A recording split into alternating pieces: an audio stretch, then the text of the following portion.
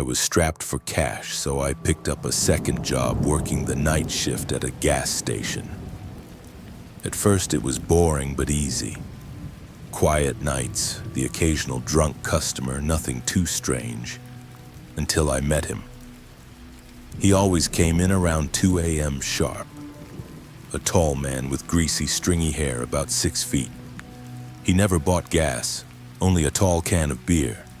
Then he'd laugh to himself, crack it open, and stumble out. One night he asked my name. "Rob?" I said. He repeated it. "Rob." I liked that, laughing under his breath as he walked out, mumbling to himself. After that, he started calling me by name every time he came in. Sometimes he'd just lean on a shelf, not even shopping, just staring blankly at the wall. Eventually, I asked his name. After a long pause, he said, "Bob." But it didn't feel real. More like the first fake name that popped into his drunken head. Over the weeks, Bob grew stranger. He'd ramble about how the government had ruined his life. Then one stormy night, he walked in soaked to the bone, his long hair plastered to his face, dripping all over the floor. He didn't move, didn't speak, just stood there, breathing heavy. "Bob, you okay?" I asked. He slowly turned his head toward me. His voice was low, shaking. "I did something really bad." Then he said he needed a place to hide and walked into the bathroom. I should have called the police right then, but I froze. Minutes passed. He didn't come out. Then, blackout. The storm cut all the lights. The store was plunged into total darkness. I grabbed my flashlight and made my way to the back where the breaker was. But when I passed the bathrooms, both doors were open. Bob wasn't in either. That's when I heard it. The squeak of wet shoes. I swung my flashlight to the corner. Bob was there, his eyes wide, wild. He lunged at me, screaming, "I'm gonna kill you!" I shoved him off and ran for my life.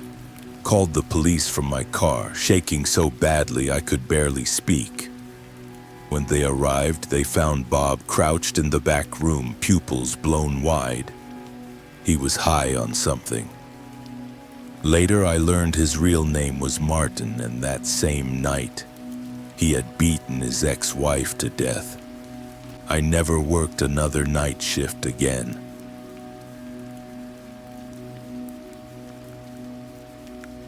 Back when I was in my early 20s, my friends and I lived for late nights. We'd drive around, waste time at parks or empty parking lots, thinking we were cool for staying out until 4 or 5 in the morning. In reality, it was just stupid. That night, I dropped a friend off around 4 a.m. and was heading home. My tank was low, so I stopped at a gas station I knew well.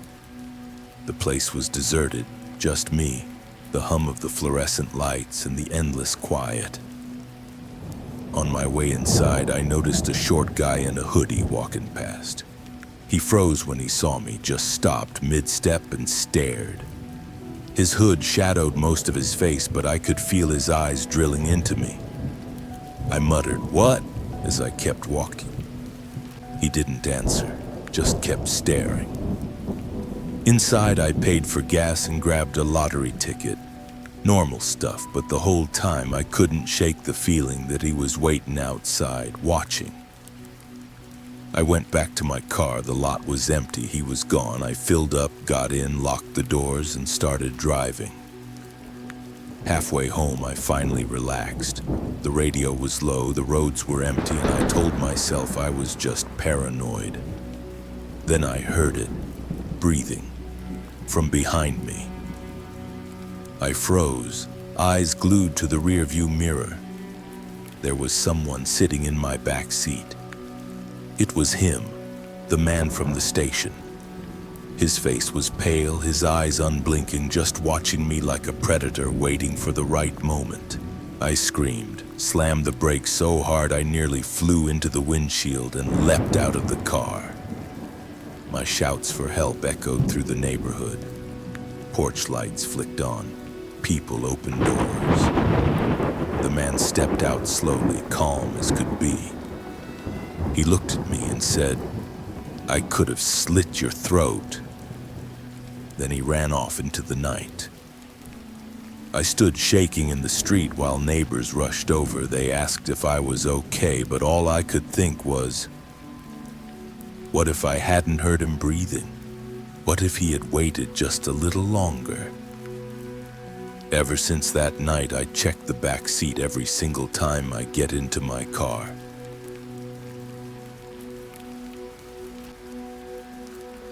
I was 25, driving through Texas on a long overnight trip. Exhausted, I stopped at a lonely roadside gas station to fuel up and grab coffee. Inside, it was quiet except for the hum of refrigerators. A man paced the aisles, glancing at me now and then. I poured my coffee and he crept up beside me. "Careful, it's hot," he said. His smile didn't reach his eyes. I ignored him and went to pay. He followed, standing just close enough to make my skin crawl. As I handed the cashier my money, he whispered, "I like your top." "Where you headed so late?" I stiffened. "Leave me alone," I muttered. The cashier, an older man, didn't seem to notice or didn't care. I left quickly and went to pump gas.